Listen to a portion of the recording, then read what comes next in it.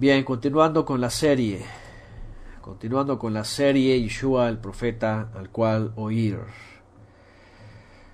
en el sentido pues de que es el enviado del Todopoderoso, su Hijo, el Corbán para nosotros, el Mesías, la palabra hecha carne, la palabra manifestada en la tierra, y habiendo dado instrucciones, también revelación, mandamientos, esperanza, pues es lo que nos dispone en esta clase. Y vamos a Mebaser Matai o Matitiahu, vamos a Mateo y vamos a continuar con la siguiente etapa de Yeshua, que es justo ya cuando él concluye, ¿verdad?, de su abodá, su servicio en las ciudades de Israel desde Galilea, Samaria y Judea, y ahora se encamina para llegar a Jerusalén.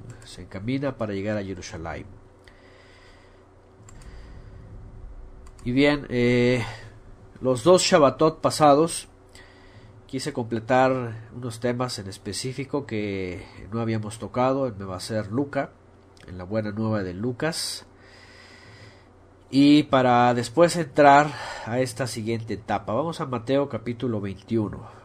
Mateo capítulo 21, finalmente Yeshua concluye su servicio en las ciudades fuera de Jerusalén, ciudades de Galilea, ciudades de Judá o Judea, Samaria también, en el norte de Israel también,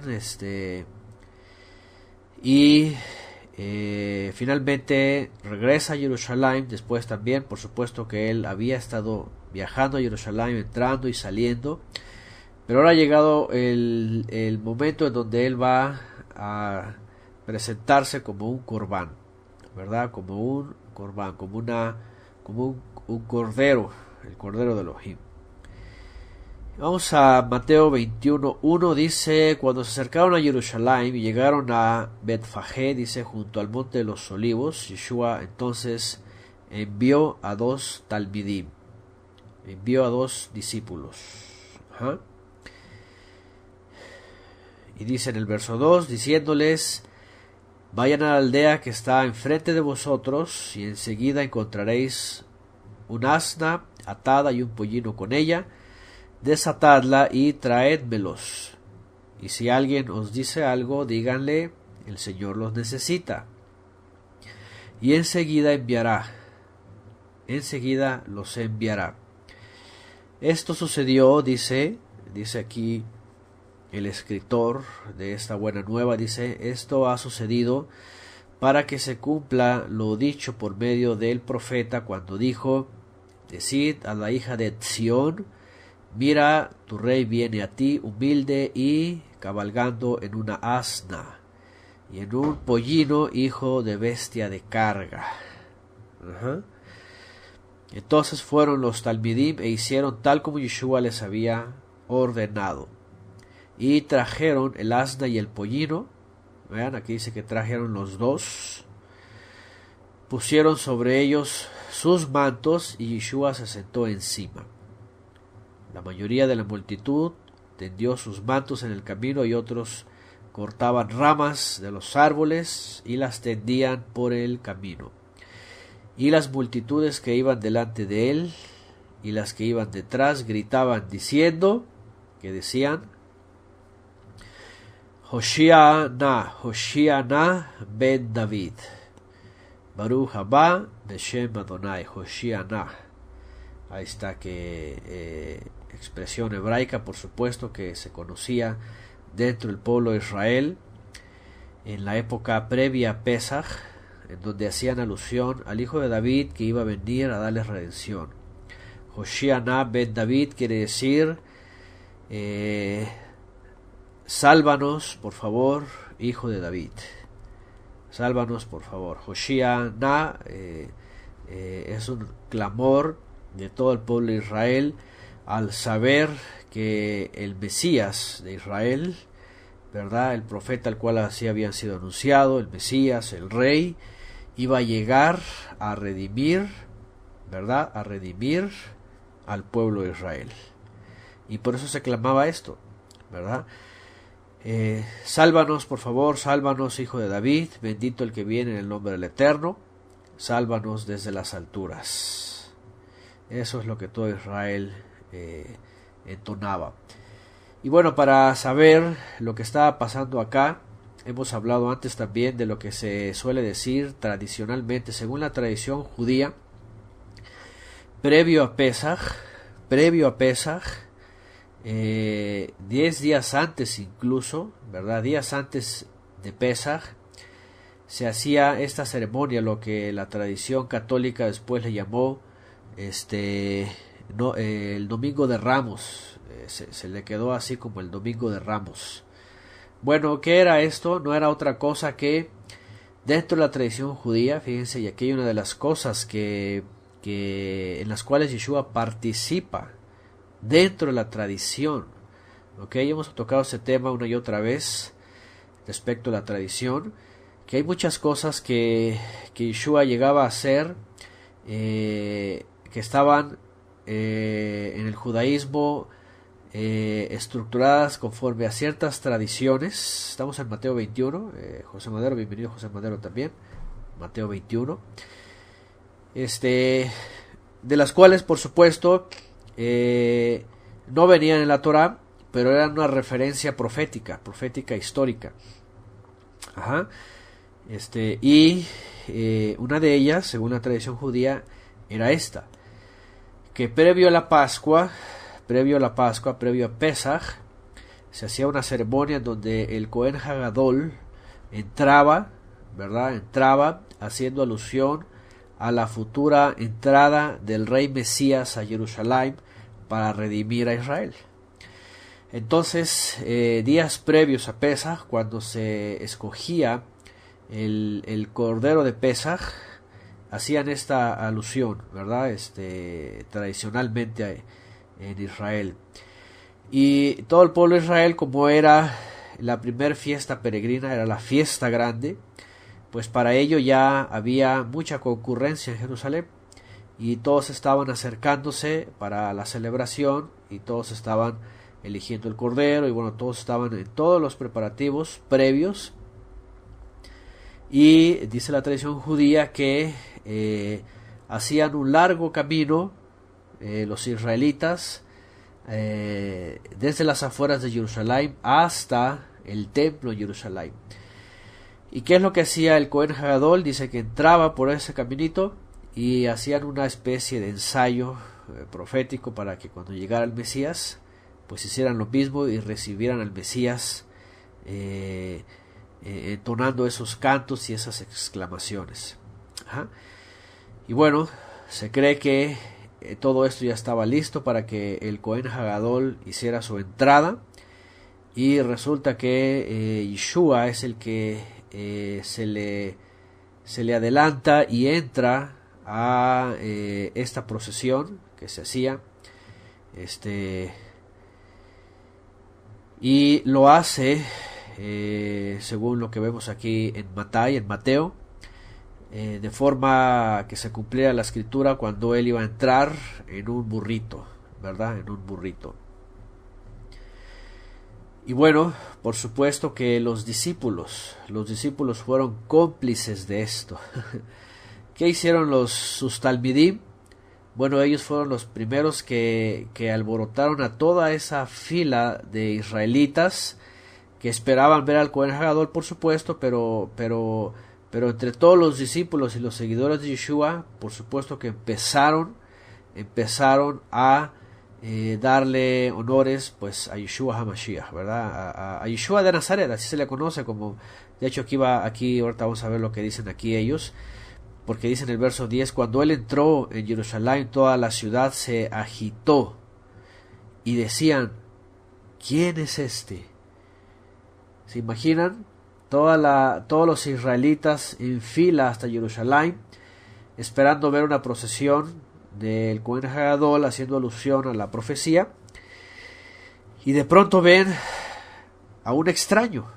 Bueno, muchos no lo conocían, muchos estaban llegando de fuera a la fiesta, a la primera fiesta peregrina, y cuando lo vieron dijeron: ¿quién es este?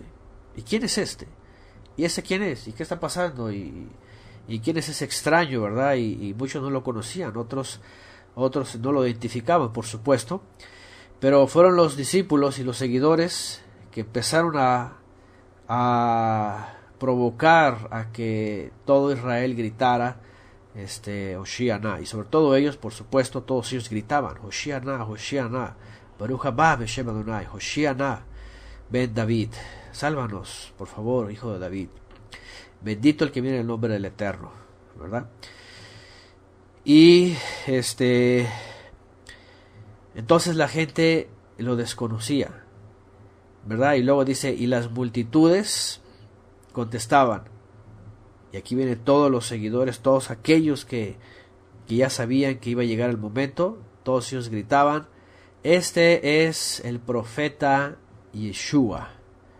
¿Se dan cuenta? Este es el Naví, el profeta. Cuando hablan de Naví, del profeta, ¿verdad? Están hablando, este es de aquel del cual habló Moisés, que iba a levantar entre Israel un Naví, alguien que iba a hablar las palabras del Eterno. Este es, ya ha llegado. Este es, y es de Nazrat del Galil, es de Nazaret de Galilea. Y entonces empezaban a ver, bueno, ¿qué es esto? ¿Verdad? Y por supuesto la profecía, y bueno, todo docto sabía que el Mesías, aunque los fariseos en parte, y sobre todo pues los nacionalistas y todos aquellos que esperaban una redención al estilo de Alejandro el Magno, pues esperaban que llegara en un caballo con su ejército, conquistando todas las naciones y desafiando al Imperio Romano para destruirlo y por fin traer una salvación o una liberación a la medida que ellos estaban predicando y entendiendo. Pero no era así. Realmente lo que estaba pasando ahí es de que en la profecía decía que iba a llegar de forma humilde, ¿verdad? De forma humilde, de forma sencilla, de forma en la que iba a mostrar ser un servidor, ¿verdad? No alguien que pedía tributo y servicio, sino un servidor humilde, para que con humildad delante del Creador y servicio a todo Israel, entonces trajera esa pues redención espiritual, ¿verdad? Así es. Pregunta Miguel si tiene relación a Éxodo capítulo 13 verso 3, a ver si me pueden poner el texto, por favor. Dice por acá, dice: el Porsche lo tiene Satán en la entrada de Jerusalén. Así es. Bueno, es un tema que ya hemos hablado antes, de respecto a por la entrada del Mesías, ¿no? Lo que significaba. A ver, aquí están poniendo Éxodo 13 más todo, primogénito de asno, reunirás con cordero, y son los redimes que habrá servir también. Bueno, eso lo mencionamos en Éxodo 13:13, si alguien quiere. Ahorita no estamos específicamente en temas de Torah, y es que han hecho alguna vinculación con el burro, con su estado, que no es kosher, una relación con Efraín y las dos casas. Esto más bien se ha prestado para el tema del movimiento efraimita, del burro y todo eso. No necesariamente tiene una relación, pero no por ahora. No por ahora. Tiene más bien ahorita una relación a la profecía, la humildad, en el sentido de la humillación del Mesías y su servicio. Porque si hubiera pasado que el Mesías hubiera entrado en un caballo, es decir, vean la connotación la imagen misma. Entrar en un caballo. ¿Qué es entrar en un caballo? ¿Verdad? ¿Y qué es entrar en un burro? ¿Verdad? En un caballo pues está hablando por supuesto de realeza, ¿verdad? De majestad, de poder, de fuerza. Ajá, guerra, así es como dice Ofelia Bonilla. Guerra, ¿verdad? Desafío, autoridad, ¿verdad? Poder. Ajá. Y entrar en un burrito, ¿qué significa? Un burrito era de carga, servicio, que iba a servir, a sufrir, era humilde, ¿verdad? Que estaba pues dispuesto a llevar las cargas también, ¿no? Mansedumbre, así es, mansedumbre. Podemos ver esas dos características, ¿verdad? Un caballo está así recto, ¿verdad? Está parado, sus patas, sus músculos, está fuerte, está parado, ¿no? Impone. Y un burrito, pues está así, agachadito, está sencillo, manso, humilde. Esa era la connotación. El Mesías entrando en este animal estaba dando y connotando, pues, así es, el caballo es imponente, dice por acá, y el burrito es manso, ¿verdad? Y estaba haciendo alusión más bien en ese sentido a esa connotación de humildad. De hecho, en la tradición judía, en el mismo Talmud, los rabinos dicen esto, según ellos, ¿verdad? Dicen si Israel es digno por su obediencia y por su santidad de recibir al rey Mesías victorioso, dice, va a venir en un caballo a redimirlo. Y dice, pero si no, entonces va a venir en un burrito, ¿verdad? Entonces son dos cosas que se hablan, y ahí está hablando de esa misma connotación, ¿no? El poder, lo imponente, la conquista, la guerra, o la humildad, la sencillez, la mansedumbre. Ajá. Entonces el porte tiene que ver mucho con esto. Bueno, el punto aquí, finalmente, las palabras de Yeshua están más concretas más abajo. Ahorita nada más estamos viendo el relato de cómo ocurrió y de lo que representaba y cómo se estaba cumpliendo también una profecía. ¿Okay? Entonces dice sobre un burrito, hijo de bestia de carga, ¿verdad? Y dice entonces que empezaron a preguntar. Ahora, por cierto, recuerden que él iba en ese caminito que subía hasta Jerusalén, y todos los discípulos, todos sus seguidores empezaron a decir, Él es, ¿verdad? Sálvanos, por favor, hijo de David, bendito el que viene en el nombre del Eterno, sálvanos desde las alturas. Y todos gritando, y toda la gente se une. Cuando sube a Jerusalén, cuando entra, entonces lo ven, los que no lo conocían y los que estaban llegando a decir, ¿y quién es este? Y nos quedamos en esta parte, ¿verdad? Donde decía, este es Yeshua, el profeta de Nazaret de Galilea. Mateo 21:12 dice, y entró Yeshua en el Bet Hamikdash, es el templo, y dice que comenzó a echar fuera todos los que compraban y vendían en el templo, y volcó las mesas de los cambistas y los asientos de los que vendían las palomas, y dijo, está escrito, mi casa será llamada Bet Tefilá, casa de oración, o de ruego, ¿verdad? De súplica. Pero vosotros la habéis hecho cueva de ladrones. Esto es lo primero que ocurre cuando Yeshua finalmente entra en la última parte en la última etapa de su abodá y va al templo, algo de lo cual hemos hablado también antes, de que todo lo relacionado al Creador y al servicio del Eterno pues se ha volcado en una serie de, pues como dice aquí, ¿verdad?, de negocio y de comercio.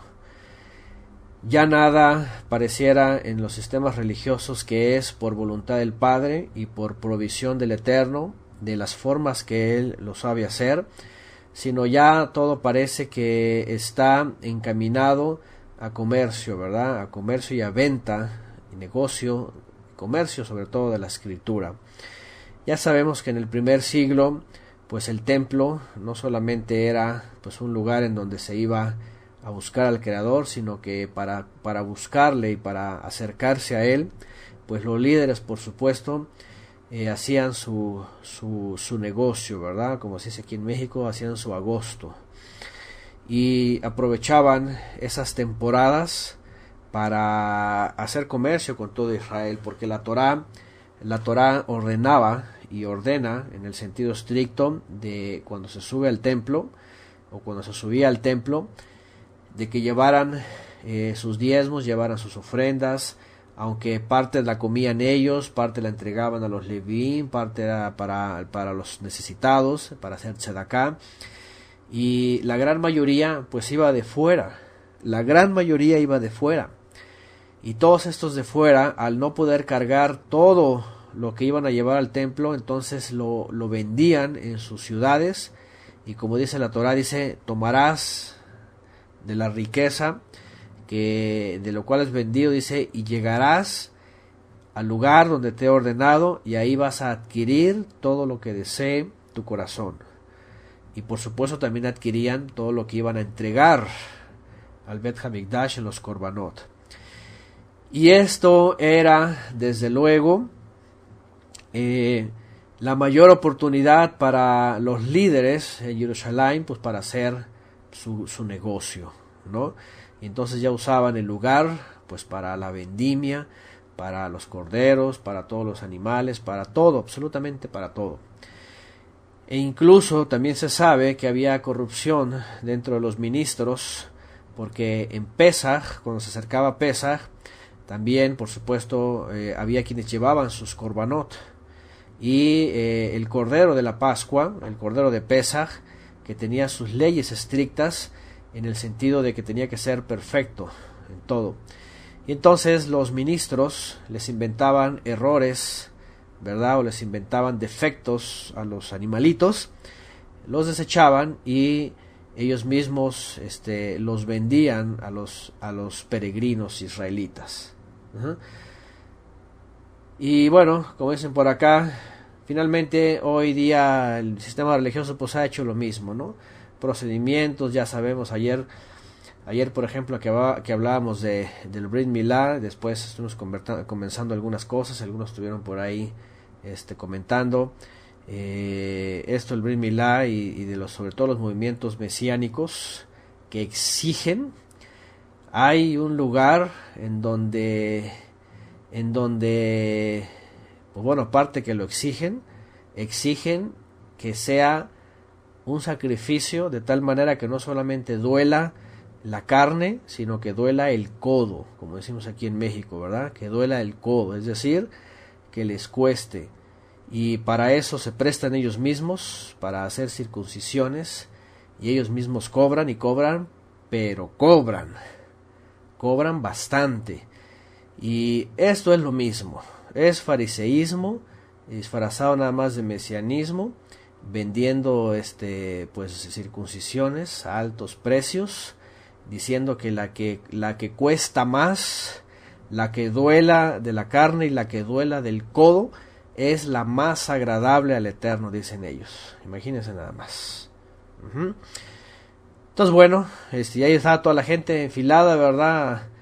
Vendiéndose sus propiedades para pagar hasta 50,000 pesos mexicanos, que pues bueno, estoy hablando de, imagínense, 50,000 pesos, estoy hablando de pues bastante dinero en México para una circuncisión, y para que según ellos sea alabada por el Eterno. Bueno, y y así diferentes tipos de extorsión, ¿verdad? Que ya no tiene nada que ver con algo que puede ser parte de, sino tiene que ser parte de. Para los movimientos religiosos, todo esto tiene que ser parte, ya no puede ser parte de, sino debe de ser parte de. Y ahí viene, también vemos por supuesto en el catolicismo toda una serie de dogmas llamados ¿cómo se llaman? Los sacramentos, que desde que se bautizan hasta que se casan todo es negocio, y etcétera, etcétera, etcétera. ¿Qué es lo que hace aquí Yeshua con ello? Es lo mismo, ¿verdad? De que el ser humano fácilmente nos desviamos y vemos un negocio en las cosas del Eterno, cosa que Mashiach nos exhorta desde ya, pues a no seguir con ese mismo sistema, sino que darle al Eterno, finalmente también lo dijo él en otra ocasión, darle al Eterno lo que el Eterno pide de nosotros. Bueno, dice entonces, citando también la escritura, como estaba escrito, el lugar de reunión iba a ser el lugar de entrar en comunión con él, buscarle a él. Es muy interesante porque Yeshua secunda lo que dice la Torah. El templo era el lugar para ir a buscar al Creador y para ir a encontrar al Creador. Fíjense, es algo muy interesante esto, porque después él, incluso antes, él ya había dicho que finalmente el templo iba a quedar en desuso, ¿cierto? Él ahí secunda. ¿Por qué? Porque tenía que hacer una limpieza del lugar, tenía que denunciar la corrupción y el comercio en el templo. Cuando escuchamos sus palabras citando al profeta, estamos viendo que había llegado el momento clave de la historia de la redención para Israel y para el inicio de la redención de las naciones, ya que él mismo, como un cordero, iba a ser ofrecido en ese lugar, vamos, en Jerusalén, aunque era a las afueras, pero que el motivo que se hacía año tras año apuntaba a él, pues ya se había vuelto un comercio. ¿Qué es lo que estoy tratando de decir con esto y poder entender? Es de que si antes de que viniera el Mesías todos los preparativos y todas las sombras proféticas ya habían caído en un comercio, lo que le está diciendo Yeshua es de que finalmente cuando él vino y limpió todo esa corrupción, pues también nos insta a que una vez que venga él no volvamos a caer en el mismo comercio, cosa que por supuesto todo movimiento religioso y de esta categoría y todas estas cosas pues ha vuelto a hacer, ya no previo a, sino ahora ya con el Mesías. Y ya saben, hoy día, ¿verdad? El Mesías se ha vuelto también pues un objeto de comercio, y eso es lo más lamentable, ¿verdad? Cuando él al principio limpió todo esto.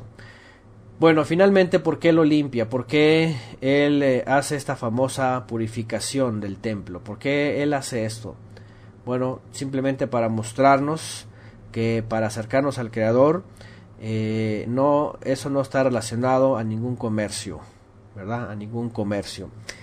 Y que aunque al final de cuentas él había dicho que esa casa iba a ser destruida y se iba a levantar un nuevo santuario, pues también nos estaba diciendo ahí ya anticipadamente que el hecho de que el Mesías haya completado su obra redentora y subido al Padre para ser un intercesor, no tiene eso ningún vínculo con el comercio. Ningún vínculo con el comercio.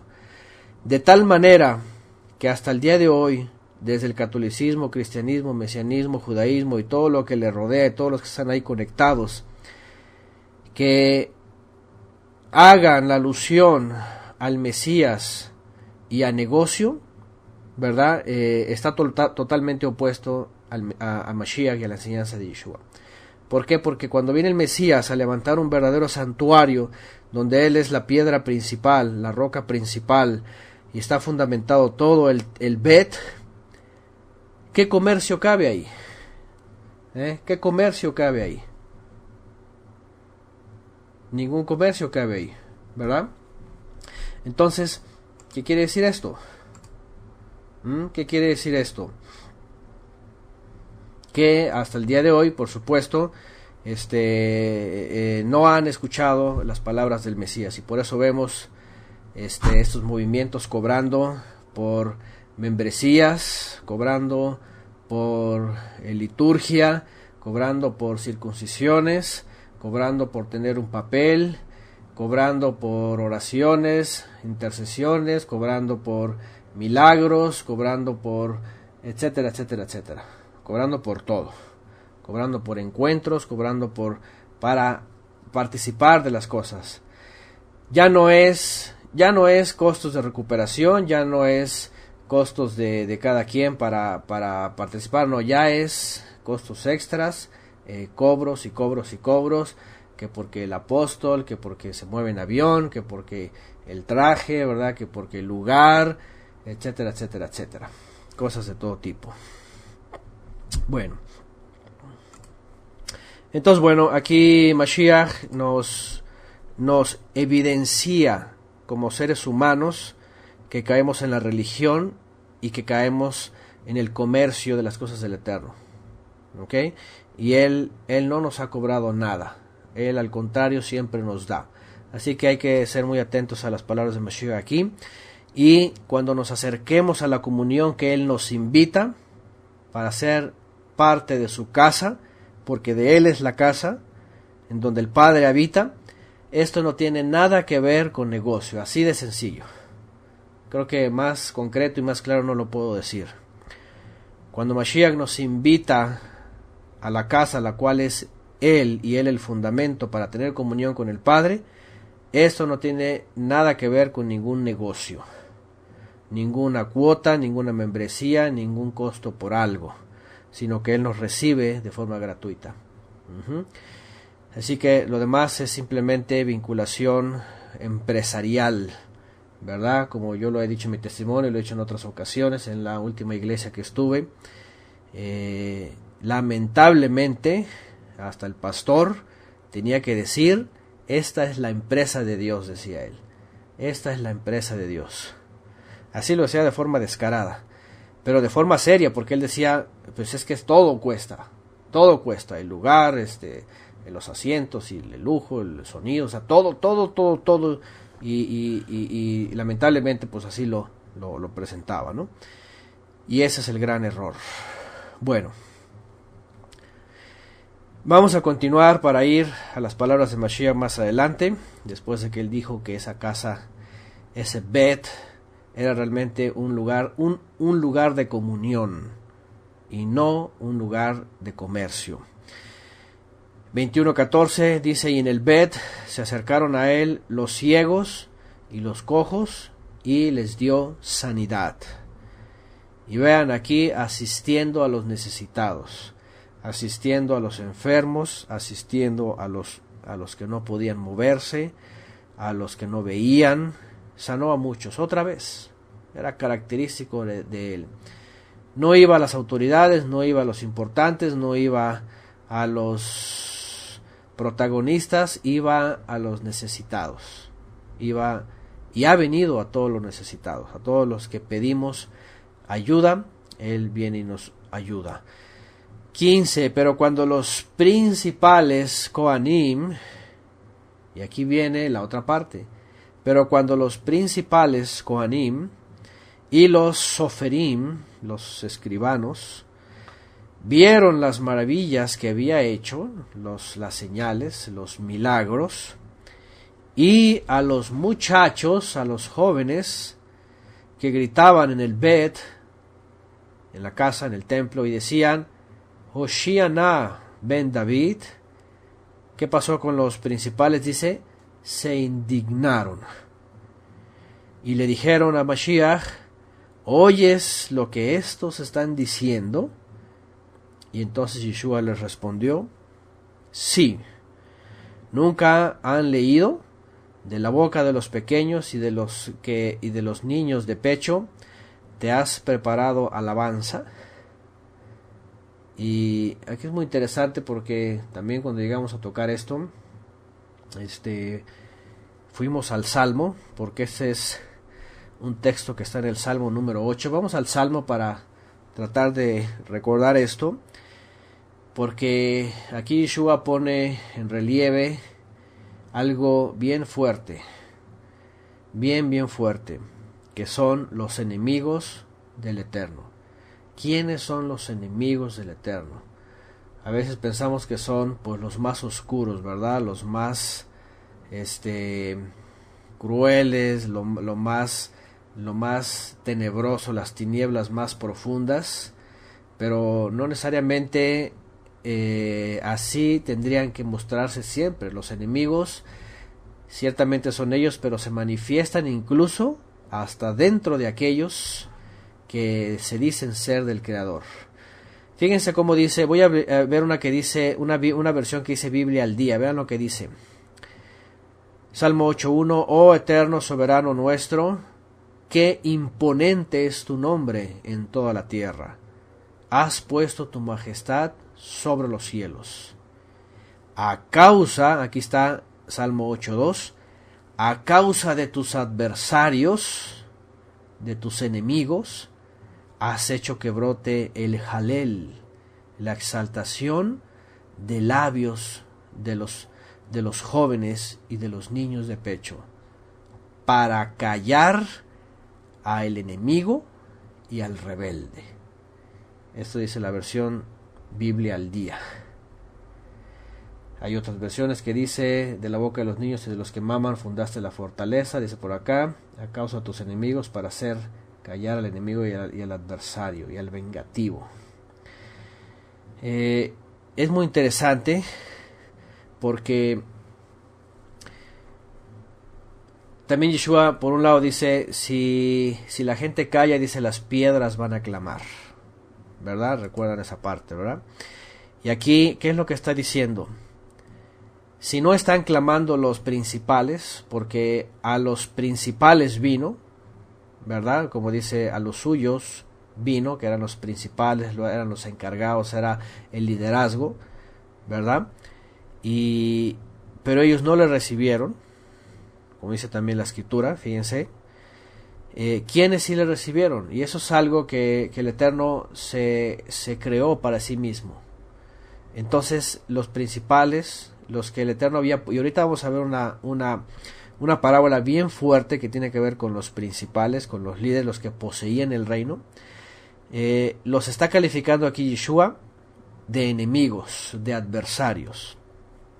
Cuando ellos están, dice que los jóvenes están aclamando, están cantando Jalel, dice, cantos de exaltación, ¿verdad? Diciendo, Hoshiana, Yeshua Hoshiana ben David, Hoshia Yeshua na ben David, Baruch haba b'shem Adonai.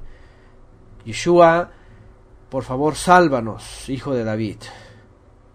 Bendito el que viene en el nombre del Eterno. Y estaban gritando todos ellos desde su corazón, exaltando fuerte, declarando que era el Mesías, el descendiente de David que estaban esperando. Ya estaba ahí. Ya estaban desde el fondo de su corazón exaltando, los jóvenes, dice, y los niños. Y entonces los principales a los que había ido el Mesías, que no le reconocieron y no lo querían recibir, se habían convertido en enemigos. Por eso el Eterno cita el Salmo y dice, ¿acaso no han leído? ¿No han leído que por la causa de los adversarios, la palabra es Satanás, adversario, finalmente Satanás es adversario, alguien que está adverso, contrario al Mesías? Dice, a causa de los adversarios has hecho que brote el jalel de labios de los jóvenes y de los niños. ¿Para qué? Para callar al enemigo y callar al rebelde. ¿Qué pasó cuando Yeshua dijo esto? Los otros se callaron. Aquí, al menos en mi versión, ya no dice que algo más le replicaron. Dice que simplemente los dejó, salió fuera de la ciudad, a Betania, y se hospedó allí. Piensen por un momento lo que ocurrió ahí. Pone aquí también Ofe, Bonilla, 1 Corintios 1:27, sino que de lo necio, dice, del mundo escogió Elohim para avergonzar a los sabios, y de lo débil del mundo escogió Elohim para avergonzar a los fuertes. Fíjense nada más, los jovencitos que los sabios podrían calificar como indoctos. ¿Ustedes qué saben? ¿Cómo que están clamando a uno que ni saben? ¿Cómo le están llamando hijo de David? ¿Cómo? cállalos, le dicen a Yeshua, cállalos, ¿ves lo que están diciendo? Cállalos. Dice el Eterno, por causa de la adversidad, hizo esto, que los jovencitos, los débiles, lo débil, lo más pequeño, ¿verdad? Saliera de ahí la alabanza para avergonzar a los enemigos, a lo fuerte, para avergonzar lo sabio.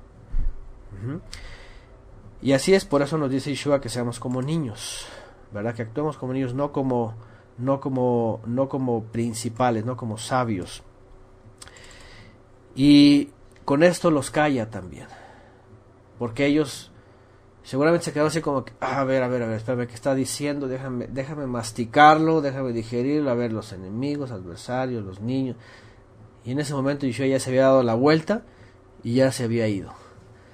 Y se enfila a salir de Jerusalén y los deja callados. Y lo más lamentable es de que no se dan cuenta, al menos, bueno, la gran mayoría, porque hubo otros que sí hicieron conciencia y dijeron, ¿qué está pasando? ¿Verdad? Por eso, en la época posterior a Yeshua, los talmidim que eran perseguidos y fueron al consejo de los jueces, ¿verdad? Ahí vemos a ese ministro que finalmente dijo, ¿saben qué? Déjenlos. Dice, y ahí es donde tuvo temor.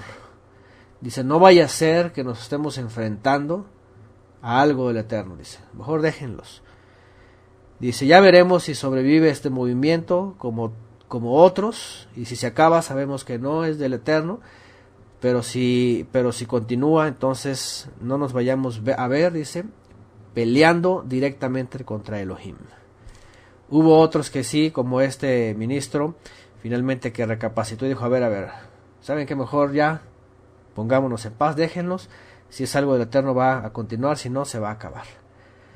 Pero hay otros, por supuesto, que siendo adversarios y enemigos, continuaron la lucha en contra de Mashiach. Bueno, vamos a ver lo siguiente, y vamos a ver algo muy fuerte sobre el liderazgo. Dice entonces que Yeshua los dejó, y se fue, y salió de la ciudad, salió de Jerusalén, y dice aquí entonces que se fue hacia Betania y se hospedó allí. Bueno, dice en el verso 18, por la mañana cuando regresaba a la ciudad, otra vez regresó a Jerusalén, tuvo hambre, y al ver una higuera, dice, junto al camino, se acercó a ella, dice, pero no halló nada en ella, sino solo hojas, y le dijo, nunca jamás brote fruto de ti, y al instante se secó la higuera. Cuando vieron esto, sus talmidim se maravillaron, y decían, ¿cómo es que la higuera se secó al instante? Al momento se secó. Algunos creen que esto es una parábola solamente.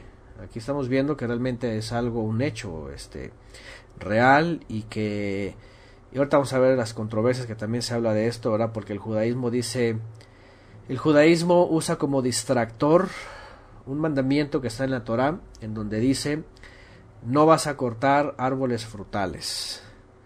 Entonces, el judaísmo, para introducir un distractor y la gente no se dé cuenta de lo que está hablando ahí, empiezan a decir que Yeshua ha transgredido la Torá, que es un falso Mesías, porque la Torá dice no vas a cortar árboles frutales, que la higuera ahí no estaba en tiempo para dar, y entonces ya empiezan ahí con toda una serie de acusaciones, pues obviamente para distraer y para que nadie ponga atención a lo que está pasando ahí.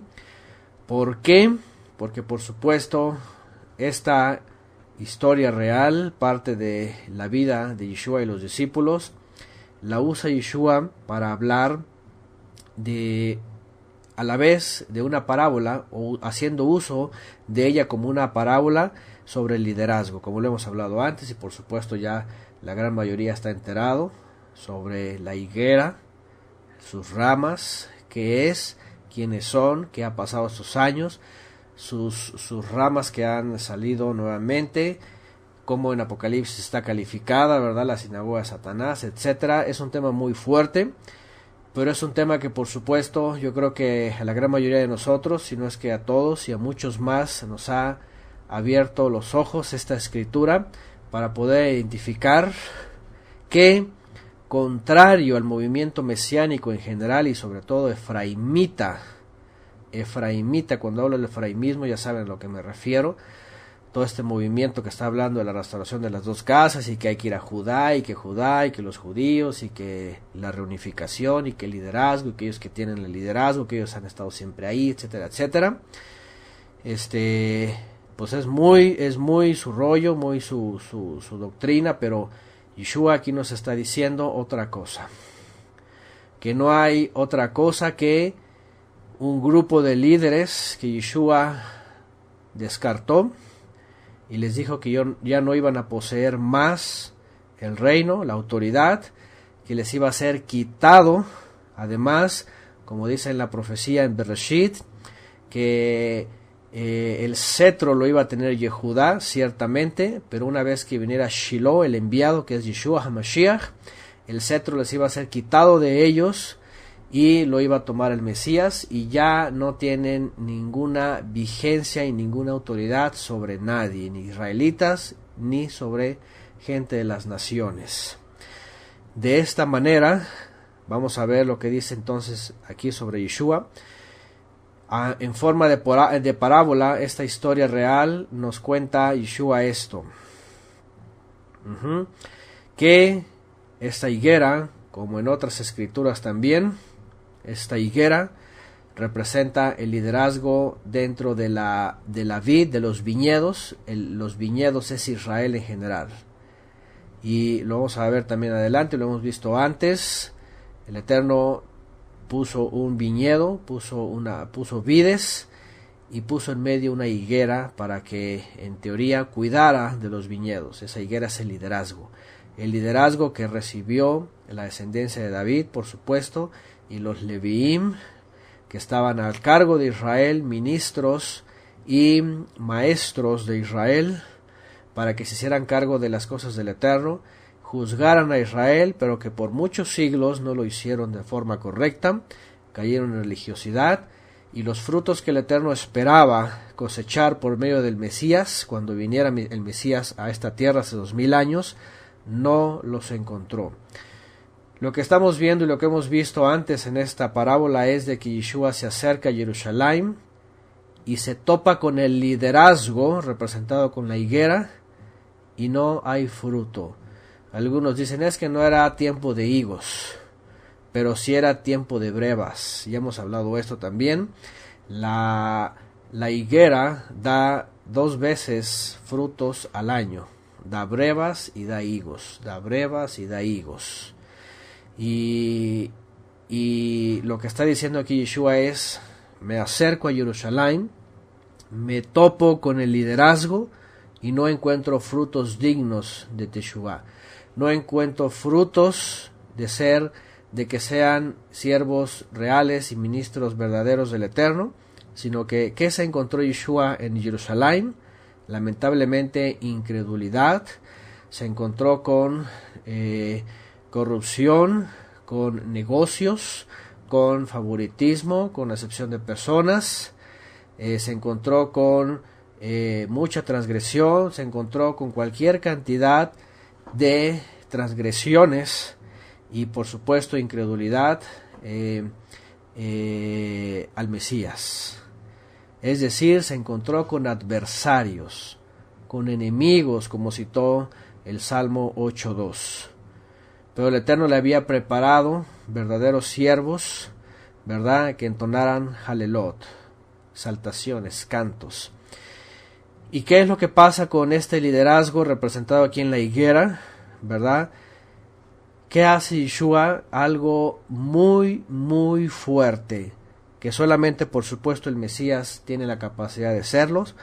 Yo lo he dicho en anteriores ocasiones, yo no sea de que hablemos por nuestro juicio, porque queramos el asunto sobre el talmudismo, sobre los judíos, sobre el sionismo, sobre todo esto, sino que es simplemente deducción de todo lo que Yeshua dijo. y de lo cual Yeshua nos advirtió que no era por ahí el camino.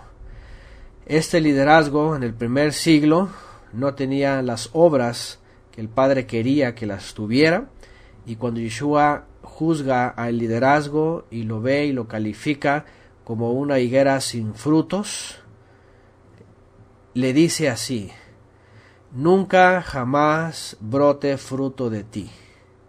Y al instante se secó. El liderazgo que no daba fruto y que estaba destinado a no dar fruto por su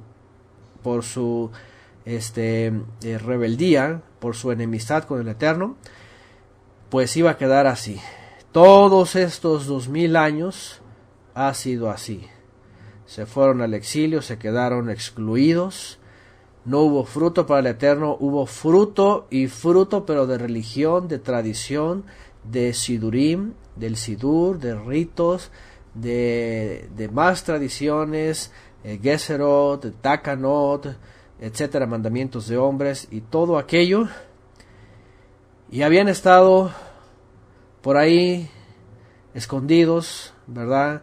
En Babilonia, por cierto, Sura y Pumbedita, actualmente Irak, Bagdad, en las escuelas rabínicas, y en los últimos años las ramas brotan, ¿verdad? Brotan las ramas, pero igual sin fruto.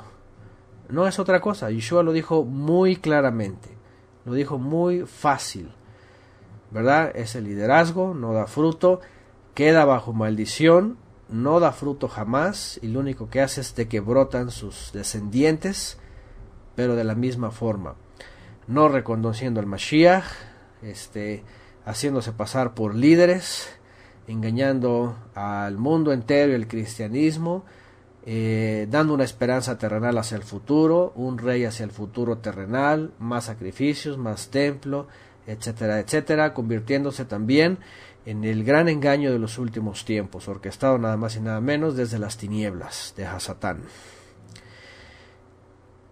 Y es por eso que, y bueno, al principio por supuesto los discípulos simplemente vieron la higuera y dijeron: ¿cómo es posible? Se secó. Nada más piensen por un momento en un árbol, aunque no tenga frutos, pues obviamente se ve su tronco y sus hojas. Imagínense si esto ocurrió. Por eso dijeron ellos: ¿cómo fue esto que se secó la higuera? Se secó. Vamos a ver más adelante en palabras de Yeshua una parábola bien fuerte. Vamos a continuar. Y bueno, ellos se sorprendieron y dicen el 21, respondiendo Yeshua les dijo: en verdad os digo que si tenéis fidelidad, certeza, ¿verdad? Fe, dice, y no dudan, no solo haréis de la higuera, sino que aun si decís a este monte: quítate y échate al mar, así sucederá. Y todo lo que pidáis en oración, creyendo, lo recibiréis. Aquí hay un doble mensaje, y aunque el cristianismo usa esta expresión para la oración y decir: pues vean, aquí no, pues dile al árbol que se seque, dile al monte que salte, dile, y empiezan a hablar, ¿verdad?, de la confesión, ¿cómo se llama?, la confesión positiva y las declaraciones, y se salen por la tangente, se van por otro lado. ¿Qué es lo que está diciendo Mashiach? Bueno, está hablando también en símbolos, en parábolas, y está diciendo la higuera, dice no solamente la higuera, no solamente es en la autoridad del Padre que han quedado fuera, sino además dice: si le dicen a este monte, ¿qué significa en términos proféticos y figurativos un monte? Lo vemos en las Escrituras, lo vemos en el Tanaj, lo vemos en Apocalipsis. Está hablando de ciudades o de pueblos. Una ciudad, un monte arrancado, se está refiriendo a Jerusalén, refiriéndose al monte Sión, también, que hace alusión a Jerusalén. Quiere decir que Yeshua estaba diciendo que no solamente el liderazgo iba a quedar sin frutos y bajo maldición, sino que además los habitantes de la ciudad Jerusalén, así es, las personas, dicen aquí, los habitantes de la ciudad iban a ser lanzados hacia las naciones, iban a ser llevados hacia las aguas. Aquí dice los mares, tiene que ver con las naciones, iban a ser llevados fuera, y especialmente el liderazgo también fue lanzado fuera. y por eso corrieron hacia Babilonia de regreso, ¿verdad? Hacia Bagdad, por allá, actualmente Bagdad. Y aunque después obviamente hace alusión a la oración, todo lo que pidáis en oración, creyendo lo recibiréis, está hablando de todo aquello que el Padre ha puesto en la mente y el corazón de los creyentes, finalmente se va a hacer. No lo que el ser humano se le ocurra hacer. Aquí nomás quiero referir esto porque ya saben, este verso 21-22 es un verso favorito de la confesión positiva y todo este movimiento de la prosperidad. No tiene nada que ver con eso. Aquí tiene que ver con la voluntad del Padre que emana en nosotros y Él lo cumple. Y no los deseos mezquinos, materialistas, ¿verdad? De la gente que empieza a declarar cosas, carros y casas y lo que sea. No tiene nada que ver con eso. Bueno, verso 23. Cuando llegó Yeshua al templo, los principales ministros, otra vez, y los ancianos del pueblo, se le acercaron mientras enseñaba, diciendo: a ver, Yeshua, ¿con qué autoridad haces todo esto? ¿Y quién te dio autoridad? Era una pregunta que todo maestro de Israel recibía y también hacía a otros. ¿De dónde vienes? ¿Con qué autoridad? En otras versiones dice, en el nombre de quién vienes, o en otras ocasiones dice, en el nombre de quién vienes. Y acuérdense que el nombre de no tiene que ver con una fonética o una palabra mágica, sino cuál es la autoridad. Aquí directamente dicen con qué autoridad. Es lo mismo de en el nombre de quién vienes. ¿Con qué poder, autoridad, autorización haces todas estas cosas? ¿Quién te está dando esta autoridad? Y obviamente la pregunta no era tanto para creer, sino nada más para probar y para poner en aprietos al Mesías y para poder evidenciarlo de algo, ¿no? Sin embargo, Yeshua obviamente tenía que preguntarles algo, y muy interesante, ¿verdad? Porque dice aquí, Yeshua respondiendo les dijo: yo también les voy a hacer una pregunta, y si me la contestan, yo también les voy a contestar la pregunta de ustedes respecto a la autoridad con la que hago estas cosas. Y entonces dice: ¿de dónde era la tevilá, la purificación de Yohanan? Del cielo, es decir, ordenada por el Eterno, venía directamente el Eterno. Acuérdense que dentro de la cultura hebrea también hablar del cielo, ¿verdad? O hablar de los cielos o de arriba, estaba haciendo alusión directamente al Eterno, al Todopoderoso. Cielo también, acuérdense, Shamaim en hebreo es de lo sublime. No hay que pensar aquí en el cielo de arriba o en las nubes o en una bóveda de hielo, o no hay que pensar en cosas así de pronto ahí raras que la gente se habla. Shamaim es de lo sublime, en la eternidad, en la majestad de las alturas donde el Padre habita. Bueno, la pregunta es, la tevilá que Yohanan hacía para todo Israel, ¿era algo que los hombres crearon o era algo que venía directamente de lo sublime, de las alturas del Eterno? Ellos entraron en discusión unos a otros y decían: bueno, si decimos de que viene del Eterno, del cielo, Él va a decir: ¿y por qué no le creyeron? Porque obviamente ellos no habían creído, se habían resistido a ese mandamiento. Y dice: pero por otro lado, si decimos que era algo humano, era algo terrenal de los hombres, religioso, entonces aquí está toda la multitud, porque todos ellos tienen a Yohanan por un profeta. Y no solamente por un profeta, cuando dice por profeta, tenían a Yohanan por el profeta que había sido anunciado, que vendría en el nombre de Eliyahu. Es decir, todo el pueblo sabe que Yohanan es el Elías que habría de venir. Ellos entraron en esta discusión y empezaron a decir: bueno, no nos conviene ni decir ni una cosa ni la otra. Y aquí viene cuando no hay, o más bien cuando están las respuestas, pero todos quieren salir librados, lo mejor que pueden hacer es, no sé, no lo sé. Dice, y respondieron a Yeshua y dijeron, no sabemos, no sabemos de dónde era.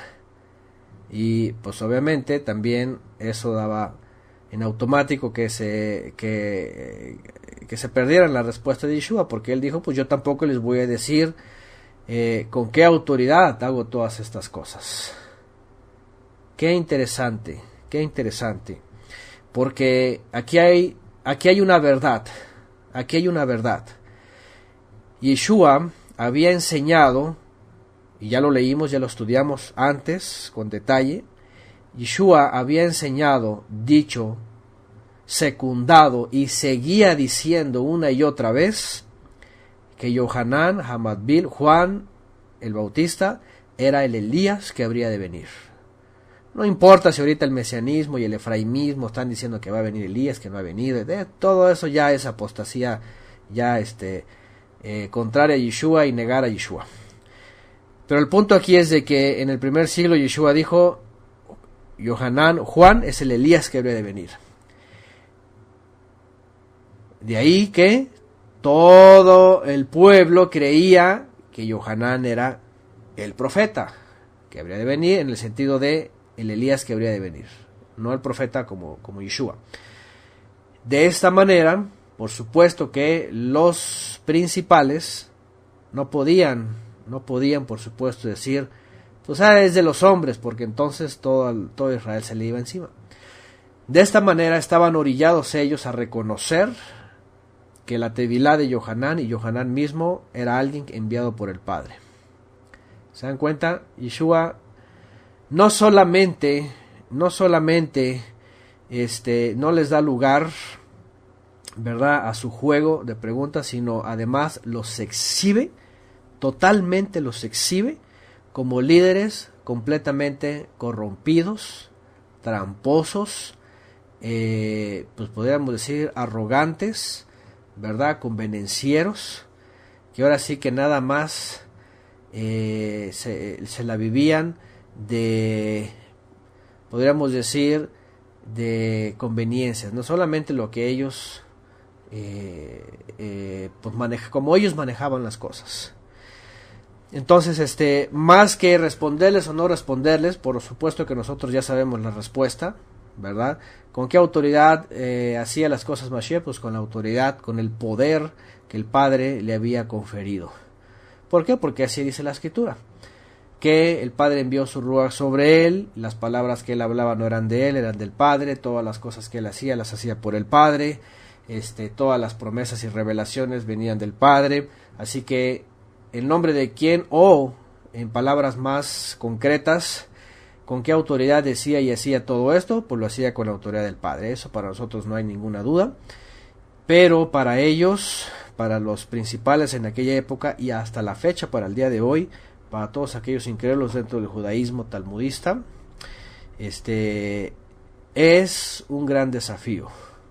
Es un gran desafío porque evidentemente si es Mashiach, Yeshua, pues están desobedeciendo al Padre.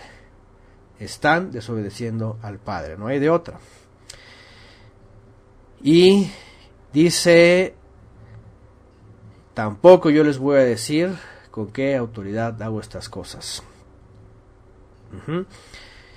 Y vean, 27, 28, y aquí viene algo más fuerte todavía. Mateo 21, 28 vienen palabras de Yeshua. Pero ¿qué les parece? Dice, ahí les va una parábola. Pero ¿qué os parece? Un hombre tenía 2 hijos, y llegándose al primero, le dijo, hijo, ve, trabaja hoy en la viña. Y respondió él y dijo, no quiero. Pero después volvió con su padre y fue. Arrepentido, dice, fue. Y llegándose al otro le dijo lo mismo. Pero él respondió y dijo, yo iré, sí señor, yo voy a ir. Pero ¿qué pasó? Pero no fue. Es decir, uno dijo no Y al final volvió arrepentido y fue. Y otro dijo puntualmente, sí, yo voy a hacer. Y no lo hizo. Esta es la historia de la humanidad. Esta es la historia de la humanidad, de todos. De todos. Aunque por supuesto Yeshua la estaba mostrando dentro de Israel y dentro del liderazgo. Pregunta, y eso es algo que todos debemos de recordar. ¿Qué fue lo que dijo todo Israel en el monte Sinaí cuando el Eterno dijo, guardaréis estos mis mandamientos? ¿Se acuerdan que estaba hablando? ¿Qué dijo todo el pueblo de Israel? ¿Qué dijo? Nase benishma, así es. Haremos y oiremos todo, y a Josué también le volvieron a decir, todo lo que el Eterno diga lo vamos a hacer, sí, lo vamos a hacer, sí, voy a hacer, sí, vamos, sí. Nase benishma, haremos y oiremos. Y todo el pueblo dijo, amén.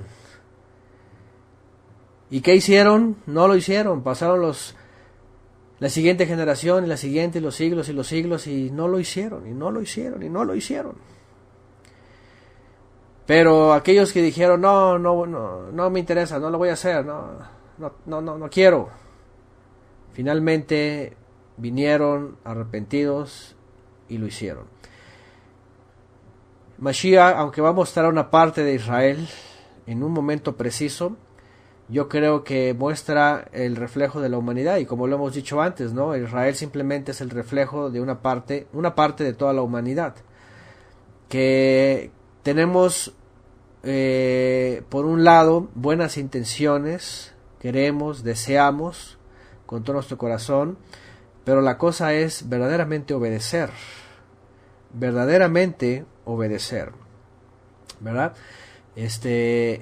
Pero en nuestra condición caída, nosotros no hemos querido, no quisimos escuchar, a lo mejor muchos años atrás. Pero cuando nos damos cuenta de la realidad, entonces tenemos que ser humildes y reconocer nuestra caída y volver al Padre. Aquí lo que va a decir Yeshua es algo interesante sobre lo que pasaba en el primer siglo, por supuesto, y pasa siempre. Dice, ¿cuál de los dos hizo la voluntad de su Padre? Ellos dijeron, pues el primero. Yeshua le dijo, en verdad os digo, que los recaudadores, aquí está hablando, ¿verdad?, de israelitas que trabajaban para Roma como recaudadores y que eran los menos bien vistos. Dice, los recaudadores de impuestos y las rameras, dice, entran en el reino de Elohim antes que ustedes. Y aquí está dividiendo al pueblo de Israel entre los líderes, entre los principales, que siempre están ahí atentos para decir, yo voy, yo sí lo voy a hacer, sí, mira, yo estoy. Y la verdad es de que no obedecen, ¿verdad? Porque están muy dispuestos, pero es más palabrería de decir sí que de hacerlo.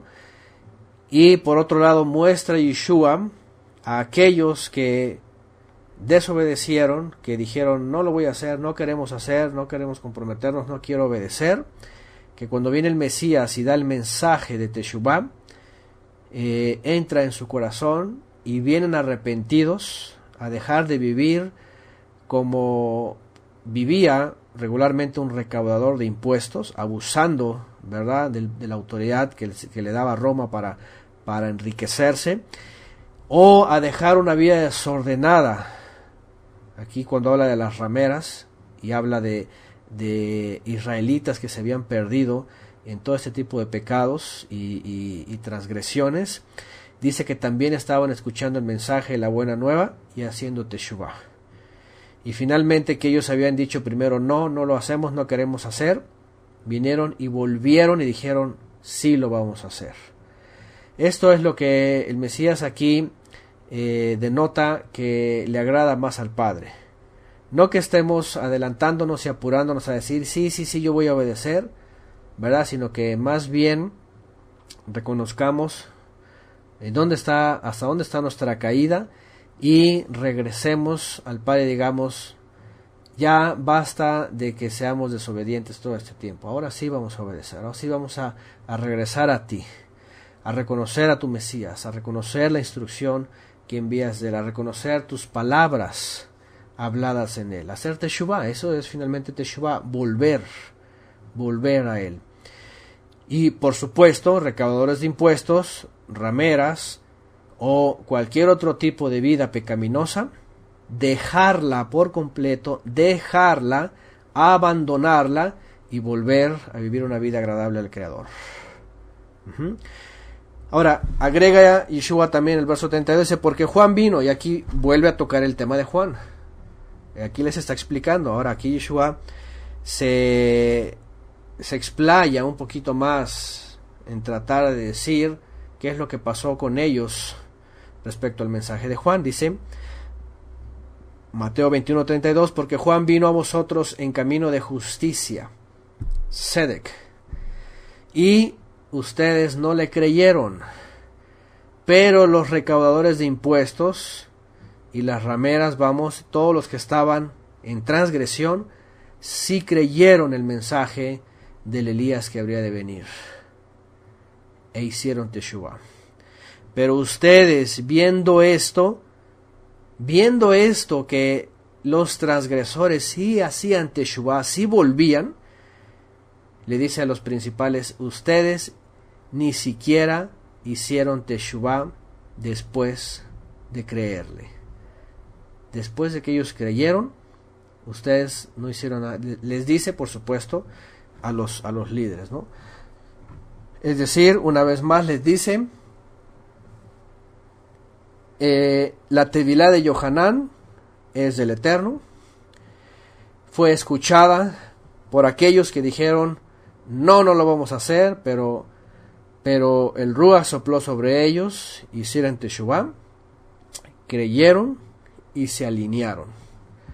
Dice, pero ustedes, que siempre dijeron, sí lo vamos a hacer, no obedecieron, no quisieron escuchar a Juan, y mucho menos quisieron regresar.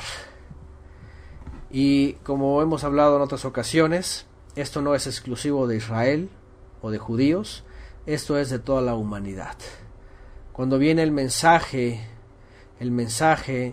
del Eterno para todas las naciones a través de Mashiach, estamos nosotros en la misma condición, ¿verdad? Y lo único que va a destacar aquí es si escuchamos el mensaje de Teshuvah, comenzando con Yohanan Hamadbil, Juan el Bautista, y terminando con Yeshua, para volver al Padre. Eso es lo que finalmente el Padre ha querido, no solamente con Israel, sino con todas las naciones.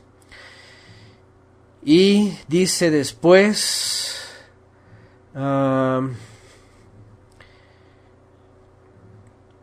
me quedé? Dice, porque Juan vino a vosotros en camino de justicia, y dice,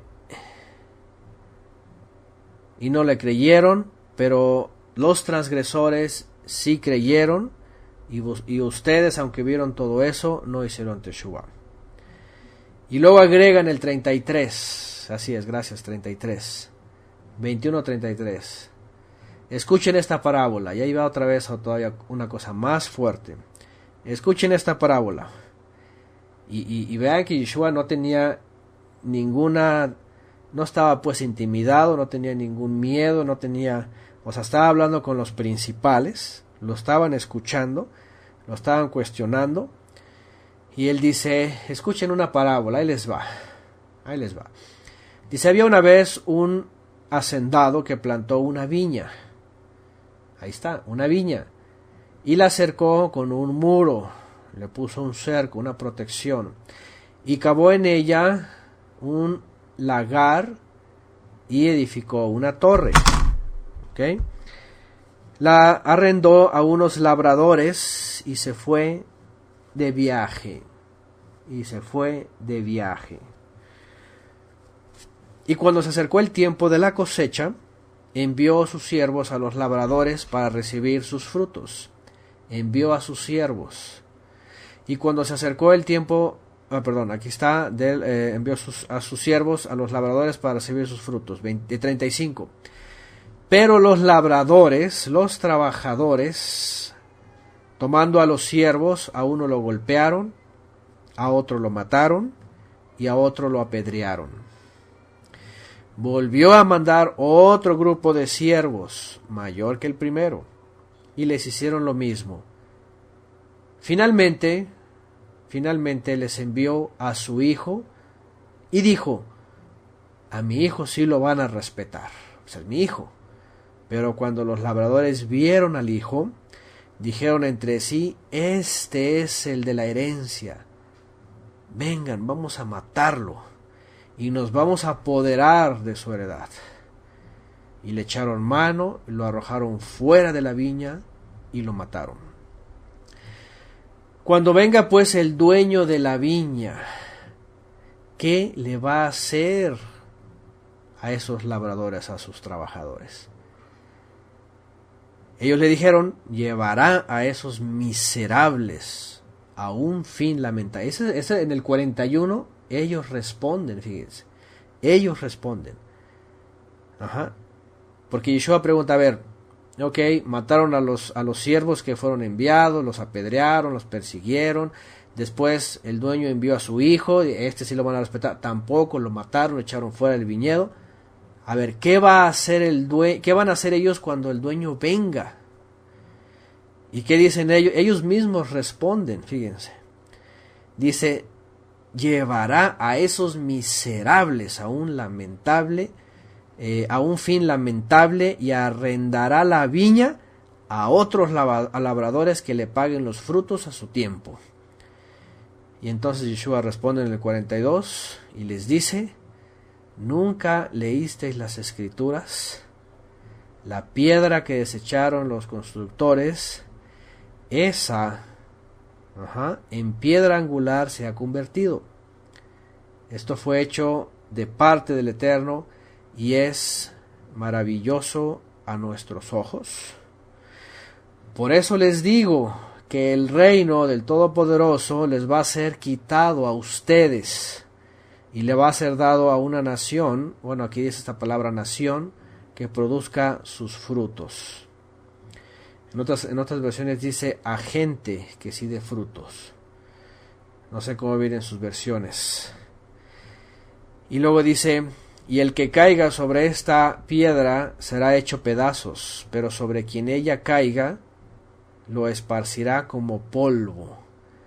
Al oír sus palabras, y fíjense lo que dice en el 45, al oír sus palabras, los principales ministros y los perushim comprendieron que hablaba de ellos. ¿Qué les parece? Tremenda cosa. Entonces dice que los líderes comprendieron que hablaba de ellos. Dice: y cuando procuraban prenderle, tuvieron miedo de la multitud porque le tenían por profeta. Le tenían por profeta. Bueno, las palabras de Yeshua en estas últimas parábolas, estas últimas dos, sobre todo esta última, son contundentes. Definitivamente que una de las cosas que muchos se han olvidado y muchos han hecho caso ya omiso por la presión talmúdica del mesianismo y el efraimismo actual, de querer restaurar la posición del talmudismo o del judaísmo, llámese como se llame, la casa de Judá, los judíos, como se llame, tengan Torah o no tengan Torah, sionistas o no sionistas, lo que sea, querer posicionar a toda esta estructura como el hermano mayor, como los que siempre han estado en casa, como los que siempre han obedecido, como los que siempre han guardado, como los que no necesitan a Mesías, como los que tienen la autoridad, como que son los que tienen el cetro, de verdad, así es, como dice Ángelo Flores, es la cosa más peligrosa que se ha distribuido entre todo este movimiento. Es la cosa más peligrosa. Y yo no lo sé hasta dónde esto ha crecido todavía o no, pero tenemos que reconsiderar, por supuesto, tenemos que reconsiderar que todo este movimiento, si bien ha traído beneficios a muchos de nosotros para entender mucho mejor los conceptos hebraicos y la fe hebrea del primer siglo, para tener una mejor comprensión del Mesías de Israel y quitarnos la imagen religiosa católica de un Cristo católico, Mesías o Cristo o Jesús católico, como sea, una figura. También tenemos que evitarnos, ¿verdad?, de una versión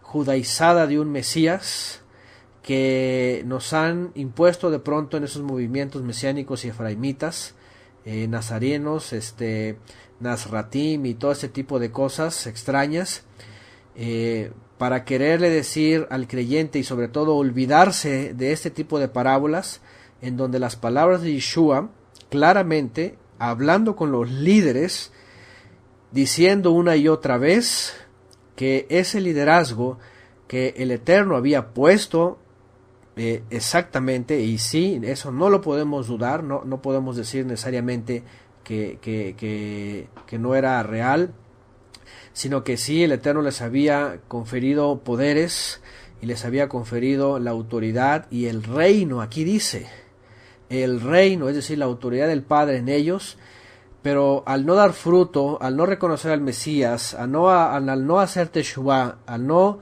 adherirse a la voluntad del Padre, entonces la profecía decía que el Eterno se iba a desentender de ellos y los iba a desechar. No estoy hablando de todo Israel, tampoco, por supuesto, porque el cristianismo se toma de estas cosas para decir, ya ven, desechó a su pueblo, desechó a los judíos, desechó a todo y ahora hizo a una iglesia gentil, una iglesia nueva. No es cierto tampoco eso, es mentira.